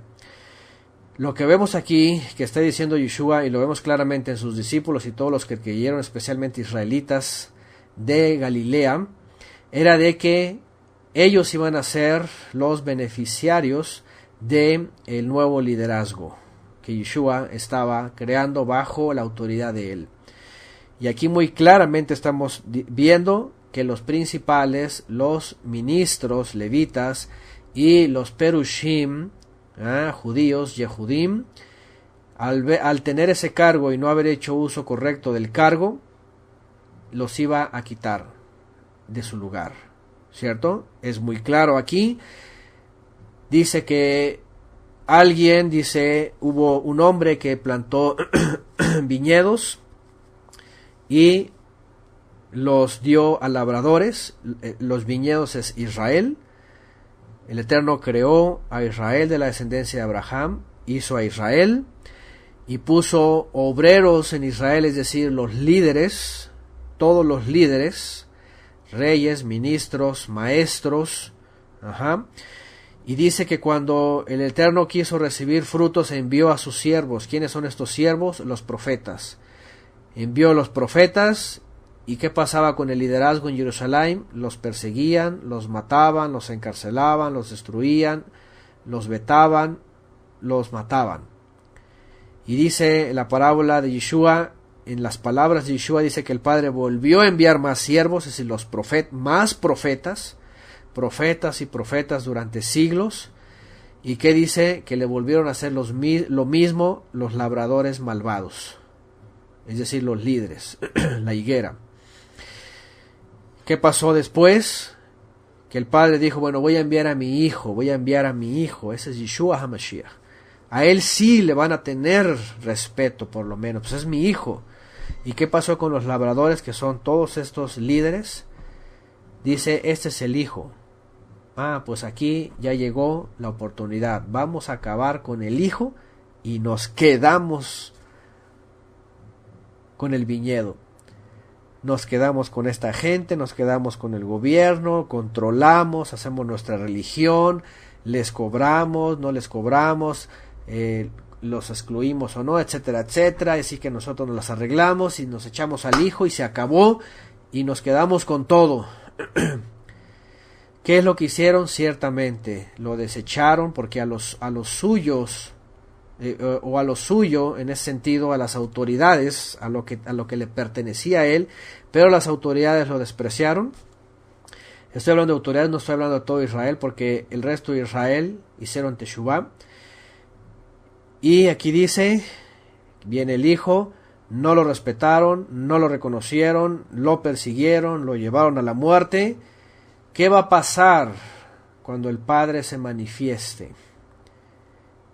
En palabras de los mismos líderes, dice que cuando el Padre se hubo manifestado, en el primer siglo también, ¿qué hizo con esos siervos malvados? Voy a volver a repetir. Yeshua les pregunta, ¿qué creen que va a hacer el dueño cuando aparezca? Y dicen ellos, llevará a esos miserables a un fin lamentable. Y este fin lamentable comenzó hace 2000 años, cuando Yeshua le dijo al liderazgo, ¿verdad?, que se iba a quedar absolutamente fuera, que se les iba a quitar el poder de ellos, el reino de ellos, y se les iba a dar a gente que sí diera frutos. Sencillo. Esta parábola es muy contundente, muy clara. Yo creo que había que recomendárselas a mucha de esa gente, ¿verdad?, que está alabando que dizque a la casa de Judá, al hermano mayor, que la casa de Judá, que tienen el cetro, como repetí hace rato cuando se habla en Génesis sobre Judá. Ciertamente tuvo el cetro Judá, pero la profecía dice que hasta que viniera Shiloh, una vez que viniera Shiloh, que es el Mesías, el enviado, él iba a tomar el cetro y él iba a dárselo a quien él quisiera en la voluntad del Padre. De esta manera vemos una vez más, porque ahí dice al final que y otra vez voy a leer esto, al oír sus parábolas, los principales ministros, es decir, los sacerdotes y todos los saduceos, así como los fariseos, comprendieron que estaba hablando de ellos, y no es que no lo sepan y no lo entiendan, sí lo saben, y lo han sabido estos 2000 años, y por eso tienen un odio profundo a Yeshua HaMashiach, a sus discípulos y a toda la obra que se realizó en el primer siglo. Por eso no podemos estar congeniando con todo el talmudismo, porque ellos tienen un odio profundo a todo lo que Yeshua dijo respecto al liderazgo. ¿Por qué? Porque ellos no se quieren salir, ellos quieren seguir en el liderazgo, ellos quieren controlar, ellos dicen, ahí viene nuestro Mesías, ahí viene nuestro reino, ahí viene el templo, ahí viene sacrificios, ahí viene el reino, ahí viene todo, y vamos a controlar al mundo, y vamos a sujetar a las naciones, y vamos a traer a nuestro Mesías, y sentaron en el trono, y ahí están todos los efraimitas, ¿verdad?, alabando a los judíos, y todos los mesiánicos también circuncidándose, y haciendo aliyá, y convenciendo a mucha gente de que tienen que aceptarlos, y que es el pueblo de Dios, y es la niña de los ojos. La niña del ojo ¿de quién? Del ojo de Horus, hemos dicho antes. Y ahí viene todo el tema de la sinagoga de Satanás, y vemos la higuera, y vemos las ramas que sobresalen, y el gran engaño orquestado por Satanás a toda la humanidad y a muchos creyentes. Hay de dos: o es esta higuera, estos labradores que han sido excluidos, o es, como dicen ellos, el pueblo bendito de Dios. Pues yo no sé, pero yo al efraimismo y al mesianismo no le hago caso. Yo le hago caso a las palabras de Yeshua, el profeta al cual oír, que me dice que es el liderazgo que se opuso, adversarios, enemigos, y que no lo digo yo, lo dice el Mesías, quedaron fuera, y que él ha puesto un nuevo liderazgo a través de sus Sheliahim, a los cuales llamó y envió, y nos dieron el mensaje también de él para que seamos parte del verdadero Israel. Y otra vez vuelvo a repetir, no estoy diciendo que eligió a otra nación, a una iglesia gentil, para nada. Mucha gente me ha querido confundir, ha querido que yo predico eso, para nada, absolutamente para nada. Yo digo que fue fueron israelitas mismos, pero que sí hicieron Teshuvá y que al final dijeron sí obedeceremos y reconocieron al Mesías y fue un Israel restaurado, renovado, de todas las tribus hecho un solo remanente, hecho uno solo, en donde años más tarde, por revelación del Ruach HaKodesh, como vimos ayer en Hechos 15, se abre una puerta para que todos nosotros de las naciones dejemos nuestra condición pagana de gentiles y vengamos al Israel de Elohim a través de Yeshua, hechos conversos en él, siendo y teniendo un Brit Milá, una circuncisión en Mesías, y no una obligada por el talmudismo. También eso lo mencionamos ayer. Y eso es lo que está diciendo Yeshua en sus parábolas. Es él, no soy yo, no es un rabino, no es un maestro, no es un moreno, no es un roé, no es nadie. Ni siquiera es Mateo, Marcos o Lucas. Es el registro de las palabras de Yeshua que está diciendo algo pasó en el primer siglo que muchos hasta el día de hoy no quieren reconocerlo. Pero bueno, finalmente será el problema de cada quien si se reconoce o no reconoce.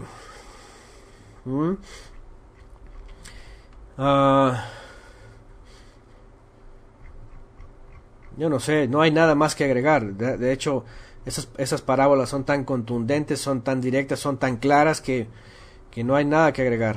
Y así es como dicen acá, una cosa es saber y otra cosa es no querer reconocer, ¿verdad? Es María Eugenia. Vamos a darnos tiempo todavía, hay un poco más de tiempo. Vamos a ver otra parábola. Mateo 22:1. Dice, tomando Yeshua la parábola, les habló otra vez en parábolas, diciendo, y aquí viene otra vez. Vamos a aumentar un poquito el tiempo, así en Wisik, cierto. Otra parábola les va a referir, dice, el reino de Elohim, de los cielos, puede compararse a un rey que hizo un banquete de bodas para su hijo. Una vez más, ¿qué es el reino?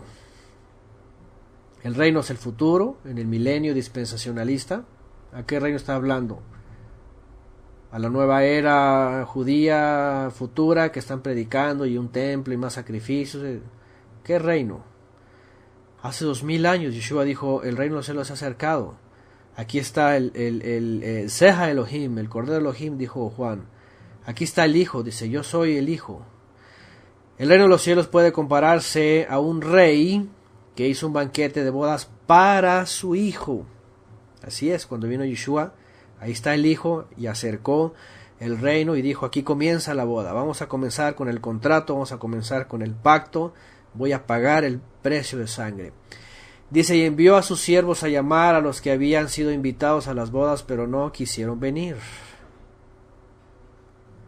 De nuevo envió otros siervos diciendo, digan a los que han sido invitados, ved, ya he preparado mi banquete, he matado mis novillos y animales cebados y todo está aparejado, venid a las bodas, venid a las bodas. Pero ellos no hicieron caso y se fueron, uno al campo, otro a sus negocios, y los demás echaban mano a los siervos, los maltrataron y los mataron. Entonces el rey se enfureció y envió sus ejércitos, ¿y qué dice? Destruyó a aquellos asesinos e incendió su ciudad.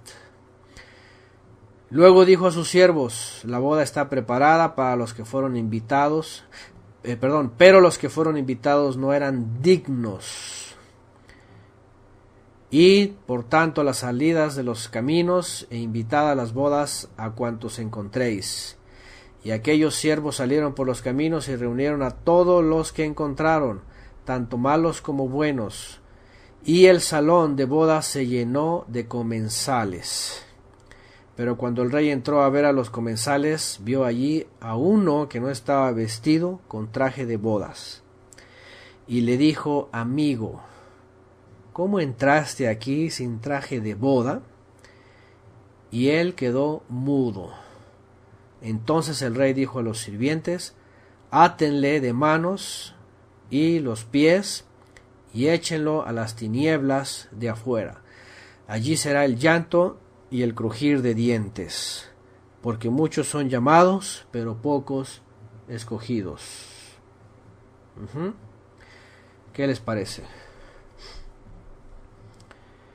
Bueno, vamos a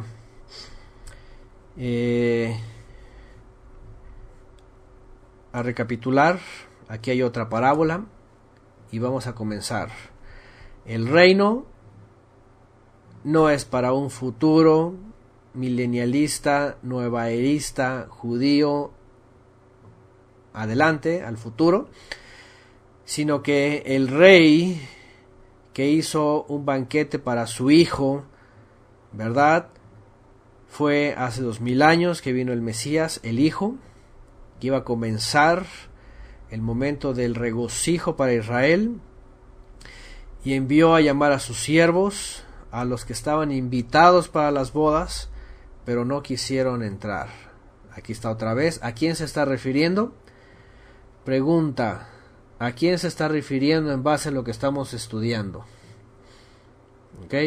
Vamos a dejar, por favor, si alguien quiere saber sobre el tema de ayer, por favor, añádanle, por favor, ahí está la clase de ayer, la clase sobre circuncisión, recomiéndenle Éxodo 12, y por favor, si alguien quiere saber otro tema, allá está toda la página llena de todos esos temas. Ahorita vamos a ver lo que está diciendo Yeshua aquí. ¿Okay? Vamos a tener respeto por las palabras de Yeshua y el texto que estamos viendo aquí. Sí, si alguien quiere controversia sobre otra cosa, por favor, aquí no estamos para estarnos peleando sobre si alguien quiere una cosa o no. Ahí están las opiniones. ¿Okay? Estoy hablando del chat en Wisik. Por favor. Vamos a las palabras de Yeshua. Dijimos que el reino es la voluntad del Padre hecha manifiesta en Él. Hace 2000 años que Él vino. El banquete de bodas es el momento también cuando Yohanan dijo: ahí está el novio, y viene por su esposa, y va a comenzar la ceremonia, la primera parte de la ceremonia de bodas. Déjenme decirles que ahora que regresé de Querétaro, que fuimos a oficiar una ceremonia de bodas, hice una grabación espontánea porque alguien nos preguntaba sobre las bodas, y a ver si al rato mismo subo esta grabación que hice sobre la figura de las bodas, ahora que se casó la hija de Leti Parra, que está por aquí también, y voy a subir esa parte para ver cómo es una ceremonia y los símbolos que están ahí. Ahí está Leti Parra. Saludos, Leti, y a su esposo también, ahí en Querétaro. Entonces, la boda está dividida en dos partes, tradicionalmente hablando. La primera parte Yeshua la vino a hacer cuando vino, se acercó el Hijo, y viene la primera parte de la boda, y viene a buscar a la esposa, y viene a hacer el contrato, viene a dar los dones, los regalos, y viene a hacer el pago de la dote. Y no solo eso, y también dice: ve a llamar a los invitados, a los amigos.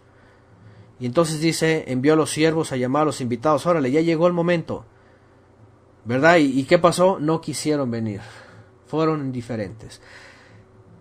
De nuevo envió otros siervos diciendo: decid a los que han sido invitados, ved, ya preparó el banquete, ya ha matado a mis novillos, animales cebados, gordos, y todo está aparejado, vengan a las bodas. Pero ellos no hicieron caso y se fueron, uno a su campo a trabajar, ya saben, la tierra, el hombre, las cosas de los hombres, y otro a sus negocios, a las cosas de este mundo, Dice el 6, y los demás, dice, echando mano a los siervos, los maltrataron y los mataron. Otra vez, los siervos son los profetas que estuvieron diciendo: ahí viene, ya va a llegar el momento, el Padre está preparando, ahí viene el Hijo, ahí viene el Mesías, y finalmente acabaron con ellos. ¿Qué pasó con el rey? Dice que el rey se enfureció y envió sus ejércitos y destruyó a aquellos asesinos e incendió su ciudad. ¿Qué les parece? Esto de incendiar la ciudad, ¿qué es? Si bien pasó antes antes del segundo templo, en la época de los babilonios, también volvió a ocurrir en la época de los romanos. ¿Qué pasó con aquellos que habían sido invitados y no quisieron entrar? El rey se enojó y envió y permitió y dejó a Jerusalén que expuesta a los romanos vinieron, destruyeron la ciudad e incendiaron la ciudad y se acabó la ciudad. Ahí se derramó la ira del Eterno, el día del enojo del Eterno. ¿Y qué pasó después de que él envió a destruir a Jerusalén y a incendiarla por los romanos? Entonces le dijo a los siervos, los siervos del rey, en este caso los emisarios del Mesías, les dijo, pues la boda ya está preparada, ya hay fecha, va a haber el momento de la fiesta, la mesa, y es lo habla Apocalipsis, la segunda parte de la boda. Dice, pero los que fueron invitados no eran dignos, así que les fue quitado a ellos el reino y les ha sido dada gente que se da fruto, y hay otros siervos, y les dice a estos nuevos siervos, los Sheliahim, vayan por todos, dice, vayan por tanto a las salidas de los caminos, inviten a las bodas a cuantos se encuentren. Y los siervos salieron por los caminos. Ya habíamos hablado de eso también la semana pasada. Así es, a las naciones. Y reunieron a todos los que encontraron, tanto los que hacían mal como los que se portaban bien, podríamos, como gente que era que no era que presume ser buena. Bueno, aquí no se trata de ser buenos, se trata de que sean malos o seamos buenos éticamente hablando dentro de nuestros pueblos, ciudades o naciones. También somos invitados al banquete de bodas a venir al Mesías como invitados, y si aceptamos, entonces entramos. Pero ¿qué es entrar? ¿Qué es estar ahí? No es estar nomás llegar de invitados, sino llegar y ser vestido de bodas, es decir, lavados, purificados, buenos o malos. Y dice, y el salón de bodas entonces se llenó de comensales. Pero cuando el rey entró a ver a los comensales, vio allí a uno que no estaba vestido con traje de bodas. Y le dijo, amigo, ¿cómo entraste aquí sin traje de boda? Y él se quedó mudo. Quien quiera saber un poquito más sobre esto, más al rato que suba la clase sobre la boda, la ceremonia y sus símbolos, o si no, también por favor, háganme el favor, quien quiera más información vaya a la página cielosnuevostierranueva.org, en estudios generales, vayan hasta abajo, en la serie que está en audio de la serie Profecía. El último capítulo de la serie se llama ¿Quién es la novia? Ahí habla de quién es la novia, quiénes son los amigos, quiénes son los invitados, quién es el novio, quién es el padre, por supuesto, ¿ok? Y ahí van a tener un poquito más amplitud sobre esto. ¿Quién es la novia? ¿Quiénes son los amigos? ¿Quiénes son los invitados? Porque el cristianismo lamentablemente ha enseñado que la novia es la iglesia, que son todos los gentiles, cuando no se da cuenta que cómo es una boda, quién es la esposa, quién es el esposo, quiénes son los invitados. Ok, por favor vayan a la serie Profecía, el último capítulo se llama ¿Quién es la esposa del Mesías? Y lo pueden escuchar cuando gusten. Entonces, dice que los siervos salieron a todas las naciones. Esto ha sido estos 2000 años, después de la destrucción del templo, después de que los principales no quisieron y no entraron y quedaron fuera. Fueron mandados los siervos y dijeron, las bodas ya están listas, ya el esposo ya está, ya la esposa ha sido consagrada, ha sido lavada, entonces salgan por todas las naciones, y vayan por todos los caminos y empiezan a llamar a buenos y malos. Ciertamente en las naciones hay gente moral, hay gente inmoral, pero de todos hemos sido invitados. Y aquí el siguiente punto de todos los invitados es de que hayamos sido vestidos de bodas. ¿Quién es uno que está vestido de bodas? ¿Quién es uno que está vestido de bodas? Dice la Escritura, ¿qué es la vestimenta? ¿Cómo debe ser la vestimenta? ¿De qué color? ¿Cómo la obtenemos? ¿Cómo permanecemos con esa vestimenta? ¿Quién no la tiene? En Apocalipsis aparece, ¿verdad?, la blancura. Entre buenos y malos, hablando de la justicia humana, hay un paso más, que es la vestimenta para las bodas, que solamente la da el Mesías a través de su corbán, de su sacrificio. Así es, vestidos de santidad para ser también invitados dignos de las bodas que ya están listas, que próximamente se van a dar, por cierto. Mashiach ya está de regreso. Dice que a la esposa se le ha concedido vestirse de lino fino, limpio, resplandeciente, y ya está lista, ya está ahí, y el esposo ya viene, y la fiesta ya está lista, y solamente faltamos los últimos invitados de esta última generación, porque todos los 2000 años han salido los siervos del Padre, del Hijo, ¿verdad? Es decir, el Hijo envía a sus siervos a decir, vayan por todos los caminos y inviten a buenos y malos, pero que se vistan de bodas, es decir, nuevas personas, nuevas criaturas, gente transformada, gente que se ha vestido con las vestiduras del Mesías para que estemos listos para el día de la boda. Pero saben que muchos están siendo introducidos en la fe del Mesías, pero no están vestidos de bodas. No han sido transformados por la resurrección de Mashiach, por el poder de la resurrección y un cambio completo. Por eso hay un problema, y ayer lo hablé esto, y no quiero meterme en estos detalles, pero por eso la circuncisión, el Brit Milá, no lava la vida espiritual de nadie, no cambia a nadie.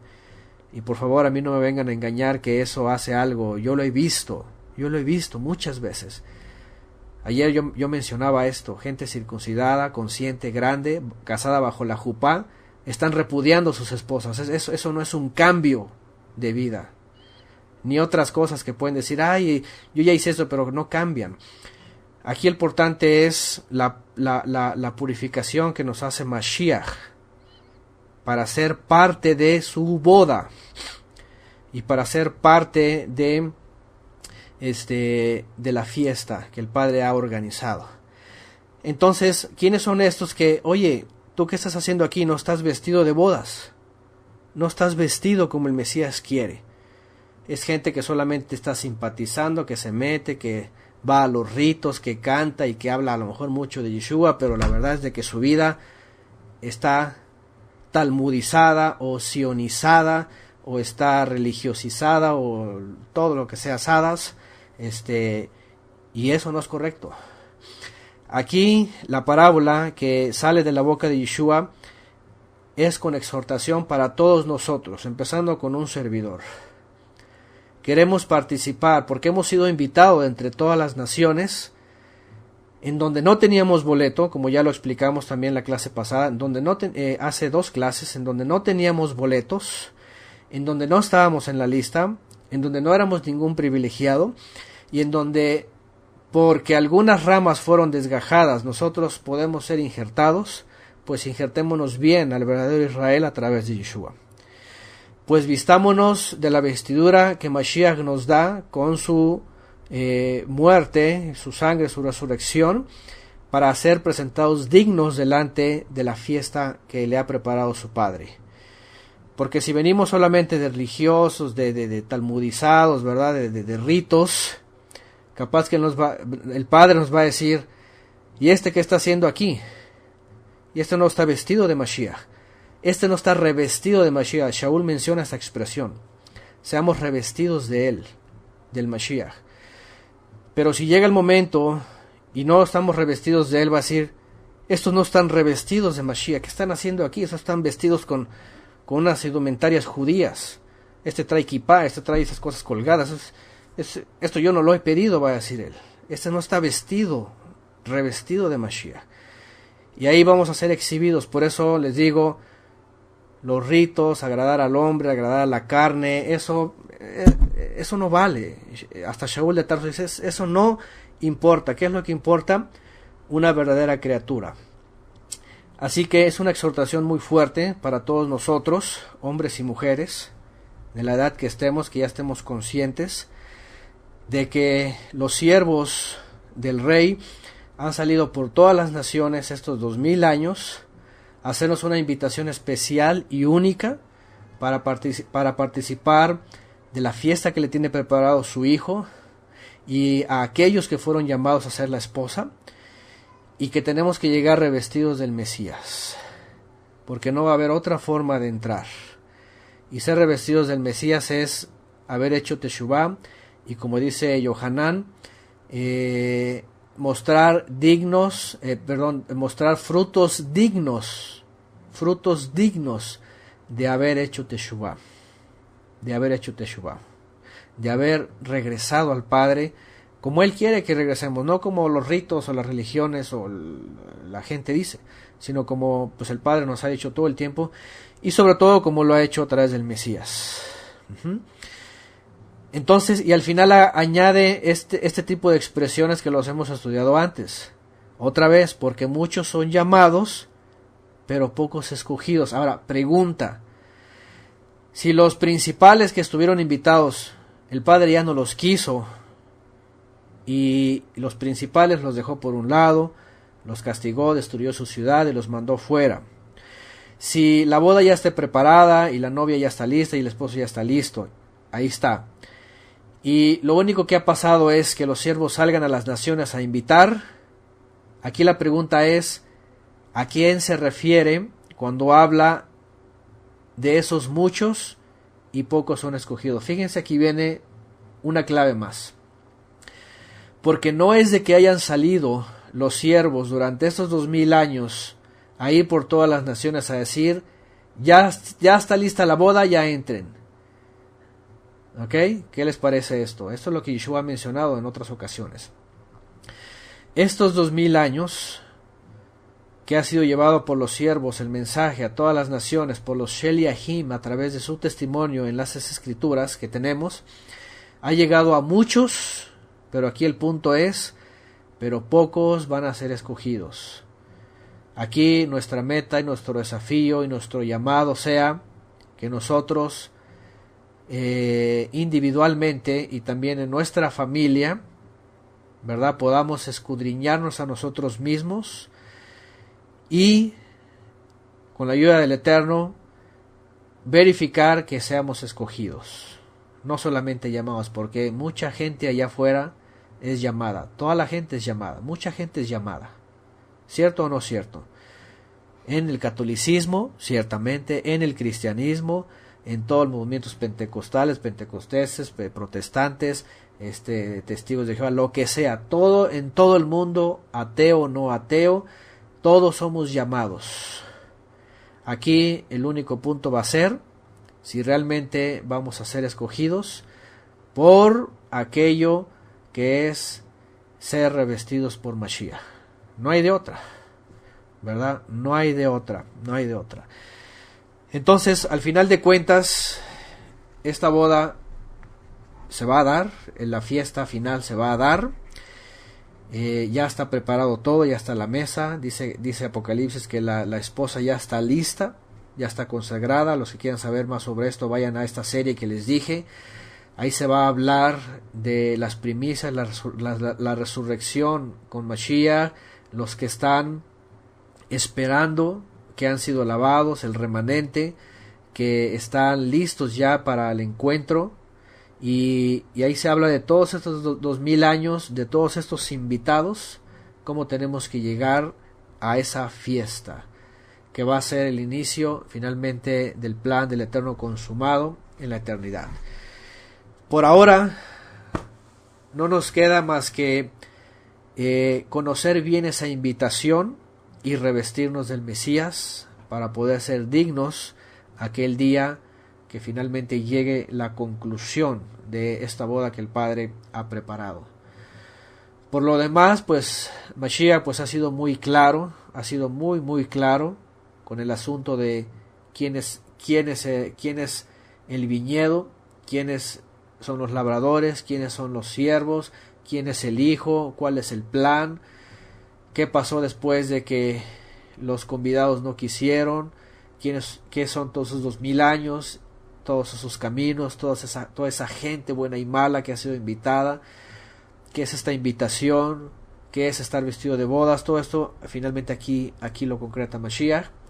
Y aunque lo habla en códigos, yo creo que para nosotros, en nuestra época, ya viendo todo esto, pues sabemos que no solamente lo podemos entender, sino que además estamos obligados, y eso no porque el Eterno lo obligue, sino porque si nosotros queremos, es responsabilidad de cada uno de nosotros, y los que el Padre nos puso a nosotros, en nuestra familia, para velar por ello.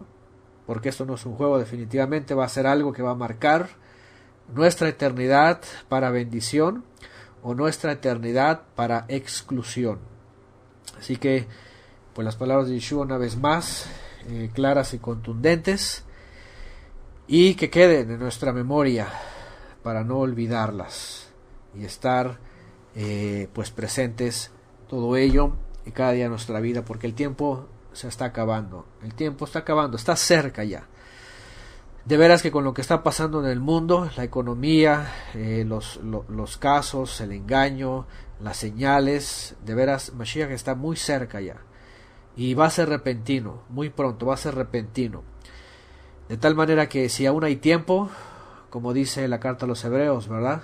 Una y otra vez, dice, si aún hay tiempo, escucha hoy la voz. Y que bueno, pues seamos revestidos de Mashiach y podamos participar de ese gran momento de redención final, cuando Él sea enviado nuevamente por su Padre en los cielos para redimir a toda alma. Amén.